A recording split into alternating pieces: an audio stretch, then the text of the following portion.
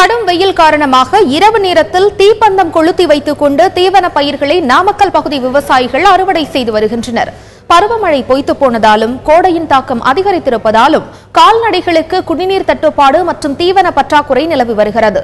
இந்த நிலையில் வெயிலின் தாக்கம் காரணமாக பகல் நேரத்தில் விவசாயிகள் தீவன பயிர்களை அறுவடை செய்ய முடியாததால் இரவு நேரத்தில் தீப்பந்தங்களை கொளுத்தி வைத்துக் கொண்டும் தலையில் டார்ச் லைட்டும் கட்டிக்கொண்டும் அறுவடை செய்து வருகின்றனர்.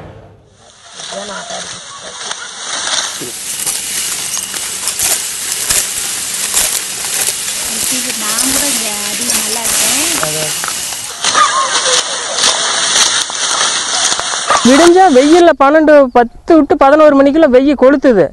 அதுக்கு மேலே எங்களோட அறுக்கலாம் முடியாதுங்க. அறுத்தாலும் அங்கே வாங்கவும் மாட்டாங்க, விற்க முடியாதுங்க. அதெல்லாம் வாடி போயிடும். அப்படி நெருப்பு மாதிரி வாடி போயிடுறதுனால கிடையாது. அதனால் அது கொண்டுட்டு போய் சேல்ஸ் பண்ணுனாலும் ஆடு திங்காது. வாடி போச்சு அப்படின்னு சொல்லி ஆடு திங்கிறதுக்கு வாய்ப்புகள் இல்லை.